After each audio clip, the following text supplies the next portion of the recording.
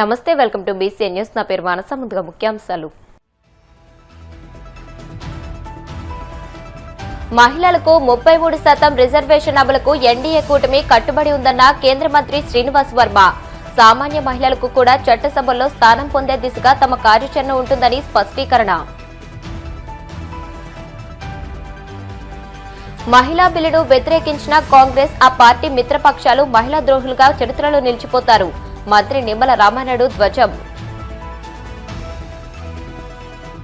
సింహాచలంలో వైభవంగా చందనోత్సవం. నిజరూపంలో దర్శనమిచ్చిన అప్పన్న స్వామి. ప్రభుత్వం తరఫున స్వామికి పట్టు వస్త్రాలు సమర్పించిన హోంమంత్రి అనిత. రాజకీయ విమర్శలు హద్దుల్లో ఉండాలన్న మాజీ మంత్రి చెల్లుబోయిన వేణు. వ్యక్తిగత దూషణలకు దిగడం సరైన పద్ధతి కాదని ఎమ్మెల్యే బుచ్చయ్య చౌదరికి హితవు. జనాభా ప్రాతిపదికన సీట్లు పెంచి చట్టసభల్లో 33% మహిళా రిజర్వేషన్లో 2029 నుండే అమలు చేయాలని ఎన్డీఏ ప్రభుత్వం బిల్లు తెస్తుంటే చట్టసభల్లో సామాన్య మహిళలకు ప్రాతినిధ్యం లేకుండా కేవలం వారి కుటుంబ సభ్యులకే ప్రాధాన్యతనిస్తూ కాంగ్రెస్, ఇతర వామపక్ష పార్టీలు కుసంస్కార రాజకీయాలకు పాల్పడుతున్నాయని కేంద్ర ఉక్కు, భారీ పరిశ్రమల శాఖ సహాయ మంత్రి భూపతిరాజు శ్రీనివాస్ వర్మ ఆగ్రహం వ్యక్తం చేశారు. ప్రధాని మోదీ నాయకత్వంలోని ఎన్డీఏ కూటమి మహిళలకు 33 రిజర్వేషన్ అమలు కట్టుబడి ఉందని అన్నారు. సామాన్య మహిళలు కూడా చట్టసభల్లో స్థానం పొందే దిశగా తమ కార్యాచరణ ఉంటుందని శ్రీనివాస్ వర్మ స్పష్టం చేశారు. ఏదైతే 2029 ఎన్నికల్లోని మహిళా రిజర్వేషన్ని అమలు చేయాలనేటువంటి ఒక ఆలోచన నరేంద్ర మోడీ గారు, ఇది మళ్ళీ 2034 ఎన్నికల వరకు కాకుండా సాధ్యమైనంత త్వరగా మహిళలకు చట్టసభల్లో ప్రాతినిధ్యం కల్పించాలనేటువంటి ఒక ఆలోచన. ఏదైతే సెన్సస్ లేట్ అవుతుంది కాబట్టి 29 ఎన్నికల్లో అమలు చేసేటువంటి అవకాశం కోల్పోతామనేటువంటి ఆలోచనతో ఏదైతే ఇప్పుడున్నటువంటి జనాభా లెక్కల ప్రకారం మహిళలకు 33% రిజర్వేషన్లు కల్పిస్తూ డీలిమిటేషన్ ద్వారా అసెంబ్లీల్లో, పార్లమెంట్లో, లోక్సభలో సీట్లను పెంచడం ద్వారా, అదేవిధంగా ఈ పెంచేటువంటి సమయంలో ఏదైతే ఇప్పుడున్నటువంటి రిజర్వేషన్లు ఉన్నాయో ఆ రిజర్వేషన్లు కూడా అదే నిష్పత్తిలో, అదే క్రమంలో ఎవరికి అన్యాయం జరగకుండా ఉండే విధంగా రూపొందించడం జరిగింది. అయితే ఏదైతే ఇండి కూటమికి చెందినటువంటి పార్టీలు ఉన్నాయో ఈ దేశంలో మహిళలు రాజకీయాల్లో ప్రధానమైనటువంటి పాత్రని వహించడాన్ని తట్టుకోలేని విధంగా ప్రవర్తించాయి. ఏదైతే ఈ బిల్లు అమలైతే, ఈ సవరణలు ఆమోదం పొందితే దీని తాలూకు ఏదైతే ఫలితం ఉన్నదో అది ఎన్డీఏకే చెందుతుంది, నరేంద్ర మోడీ గారికే చెందుతుంది, లేకపోతే మరొక ఎన్డీఏలో ఉన్నటువంటి పార్టీల నాయకులకు చెందుతుంది అనేటువంటి ఒక దురాలోచన. అదేవిధంగా ఇవాళ మనంతా కూడా చూస్తున్నాం, కాంగ్రెస్ పార్టీలో సోనియా గాంధీ గారు చట్టసభల్లో ఉండాలా, ప్రియాంక గాంధీ గారు చట్టసభల్లో ఉండాలా,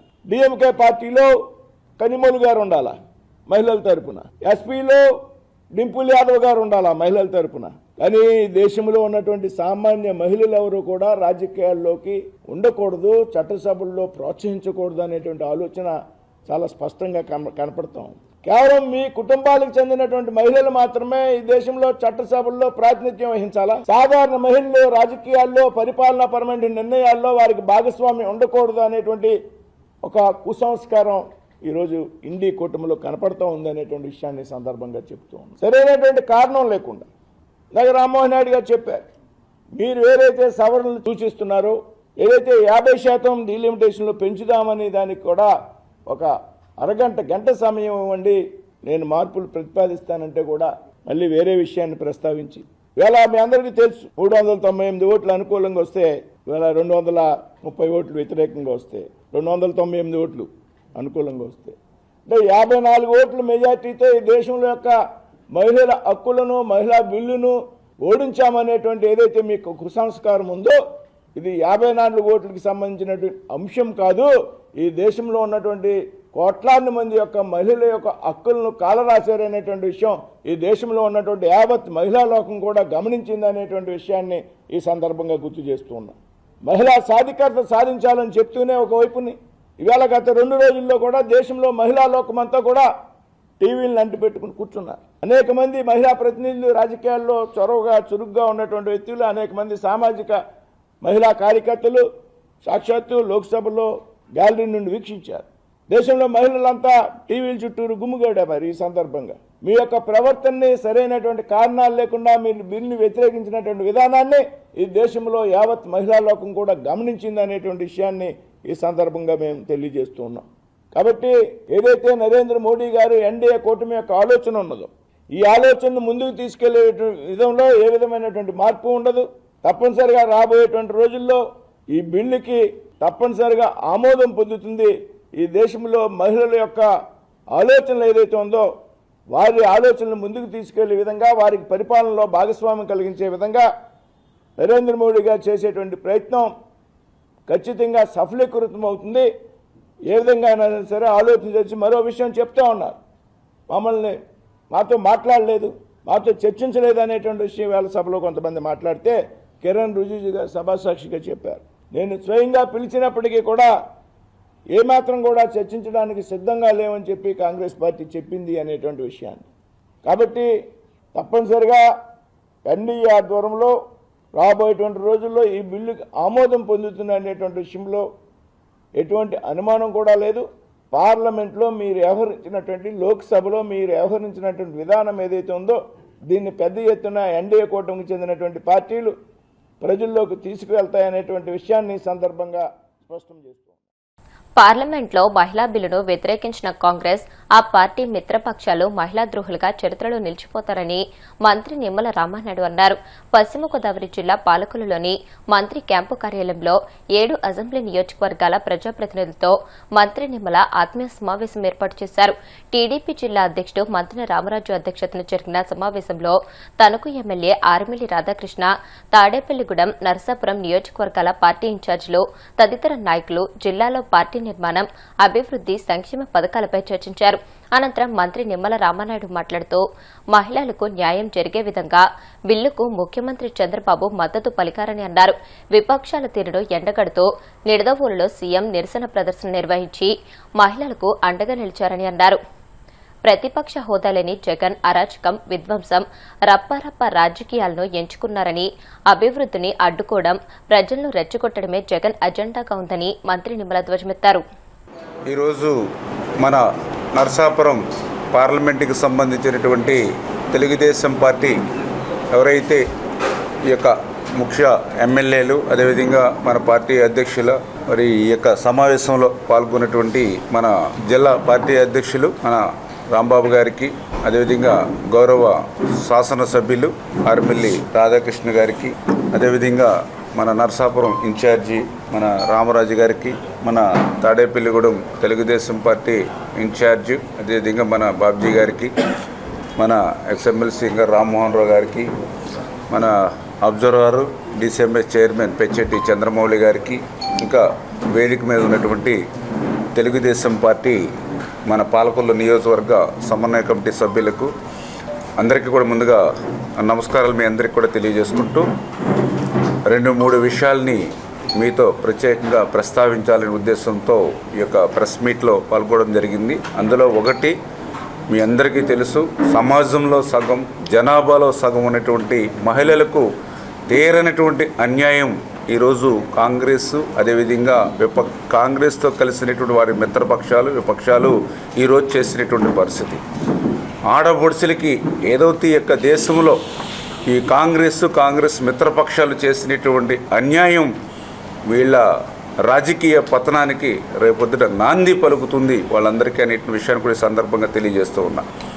ఎందుకంటే మహిళల కంట కన్నీరుగా మంచిది కాదు. మన ఇంట్లో మన చెల్లి, మన అక్క, మన తల్లి, ఇట్లా వాళ్ళతో ఉన్నటువంటి అనుబంధం, సమాజంలో సగం ఉన్నటువంటి మహిళలు ఆర్థికంగా కానీ సామాజికంగానే కాకుండా రాజకీయంగా కూడా అభివృద్ధి చెందితేనే ఈ సమాజం, ఈ దేశం అభివృద్ధి చెందుతుందనేటువంటి ఆలోచనతో నరేంద్ర మోడీ గారు, అదేవిధంగా మన రాష్ట్రంలో కూడా చంద్రబాబు నాయుడు గారు కూడా మరి యొక్క బిల్లు పట్ల, ఈ యొక్క బిల్లు ద్వారా మహిళలకు న్యాయం జరుగుతుందనేటువంటి ఆలోచనతో ఈరోజు అక్కడ భారతీయ జనతా పార్టీ కానీ, ఇక్కడ తెలుగుదేశం పార్టీ కానీ, జనసేన పార్టీ కానీ పనిచేస్తే దానికి విరుద్ధంగా వారి యొక్క కాంగ్రెస్, వారి యొక్క మిత్రపక్షాలు ఈ యొక్క బిల్లుకు తూట్లు పొడిచి మరి దాన్ని కూడా ఒక పండుగగా, అంటే విపక్షాలు చేసేటువంటి రీతి ఎవరికి అర్థం కాని రీతిలో, ఎందుకంటే ఒక పక్కన డీలిమిటేషన్ బిల్ అంటూ ఉన్నారు, జనాభా ప్రాతిపదిక అంటూ ఉన్నారు. నిజంగా జనాభా ప్రాతిపదికను కనుక డీలిమిటేషన్ చేస్తే నష్టపోయేది దక్షిణాది రాష్ట్రాలే. ఎందుకంటే 2023లో జరిగినటువంటి ఈ యొక్క జనాభా లెక్కల ప్రకారం చూస్తే, అదేవిధంగా రేపు ఏదైనా జనాభా లెక్కల ప్రకారం చూసినా కూడా మనకి సీట్లు తగ్గేటువంటి ప్రమాదం ఉంది. అట్లా కాకుండా ఈరోజు నరేంద్ర మోడీ గారు నిజంగా బెస్ట్ చాయిస్ ఏదైతే ఇప్పుడు ఉన్నటువంటి సీట్లకి 50% సీట్లు పెంచి ఈరోజు డీలిమిటేషన్ అని ఏంటంటే ఎవ్వరికి ఎక్కడ ఇబ్బంది లేనిటువంటి పరిస్థితి. అంటే ఉదాహరణకి మన ఆంధ్రప్రదేశ్ రాష్ట్రం అంటే 25 సీట్లు ఉంటే అది 50% అంటే 38 సీట్లు అవుతుంది. అదే జనాభా ప్రాతిపదికన లెక్కేస్తే అది 28 అవుతాయో 30 అవుతాయో రేపు ఏ జనాభా లెక్కల ప్రకారం చూసుకుంటే ఆ రకంగా తగ్గేటువంటి పరిస్థితి. ఈవేళ ఆంధ్రప్రదేశే కాదు, తెలంగాణే కాదు, ఈవేళ కర్ణాటక, కేరళ అన్నీ కూడా జనాభా ప్రాతిపదికన తీసుకుంటే ఉత్తరాది రాష్ట్రాలకే మేలు జరుగుతుంది తప్ప దక్షిణాది రాష్ట్రాలకి ఎక్కడ కూడా మేలు జరగదు. అటువంటి పరిస్థితి కళ్ళకు కట్టినట్లు కనిపించినా కూడా మరి మూర్ఖత్వంగా మరి ఈ యొక్క కాంగ్రెస్ మిత్రపక్షాలు మరి ఈ యొక్క బిల్ని వ్యతిరేకించడం అని అంటే చాలా దుర్మార్గమైనటువంటి చర్య అనేటువంటి విషయాన్ని, ఈ రకంగా ఒక మహిళ ద్రోహిగా ఈ యొక్క దేశంలో శాశ్వతంగా మరి ఆ విపక్షాలు ఉంటాయనే విషయాన్ని కూడా ఈ సందర్భంగా తెలియజేసుకుంటూ, ఎందుకంటే ప్రత్యేకంగా మహిళలు అంటే తెలుగుదేశం పార్టీ కూడా ఒక ప్రత్యేకమైన అనుబంధం ఉంది. ఆ రోజు అన్న నందమూరి తారక రామారావు గారు మగవాళ్లతో పాటు సమానంగా ఆడవాళ్ళకి ఆస్తి హక్కు ఇచ్చేటువంటి విషయంలో కానీ, మహిళలకు ఉద్యోగాల్లో కానీ, విద్యా విషయాల్లో కానీ, స్థానిక సంస్థల్లో కానీ రిజర్వేషన్ ఇచ్చినటువంటి ఘనత కూడా తెలుగుదేశం పార్టీది. అదేవిధంగా మహిళలు తమ కాళ్ళ మీద తాము నిలబడాలి, చిన్న చిన్న అవసరాల కోసం తండ్రి మీదో, భర్త మీదో, కొడుకు మీద ఆధారపడటం కాదు అనేటువంటి ఉద్దేశంతో ప్రపంచంలో ఎక్కడా లేనటువంటి విధంగా డ్వాక్రా సంఘాలు తీసుకొచ్చి మహిళల్లో ఆర్థిక సాధికారత తీసుకొచ్చినటువంటి చంద్రబాబు నాయుడు గారు. అంటే మనందరం కూడా ఆలోచన చేయవలసినటువంటి పరిస్థితి ఉంది. నువ్వు నోటికాడ కూడు లాక్కుంటే లాక్కున్నావు. దాతలు ముందుకొచ్చి, ఎన్ఆర్ఐలు ముందుకొచ్చి ఆ రోజు అన్నం పెడితే నువ్వు జేసీబీలు పంపించి, పోలీసులు పంపించి. సింహాచలంలోని శ్రీ వరాహలక్ష్మి నరసింహస్వామి వారి వార్షిక చందనోత్సవం సోమవారం అంగరంగ వైభవంగా ప్రారంభమైంది. ఏడాదికి ఒక్కసారి మాత్రమే లభించే అప్పన్న నిజరూప దర్శనం కోసం తెలుగు రాష్ట్రాలతో పాటు పొరుగు రాష్ట్రాల నుంచి భక్తులు భారీ సంఖ్యలో సింహగిరికి తరలివచ్చారు. దీంతో ఆలయ పరిసరాలు క్యూలైన్లో భక్తులతో కిటకిటలాడాయి. తెల్లవారుజామున ఆలయ అనువంశక ధర్మకర్త అశోక్ గజపతిరాజు, ఆయన కుటుంబ సభ్యులు స్వామివారి తొలి దర్శనం చేసుకున్నారు. అనంతరం రాష్ట్ర ప్రభుత్వం తరఫున హోంమంత్రి బంగల్పూడి అనిత స్వామివారికి పట్టు వస్త్రాలు సమర్పించారు.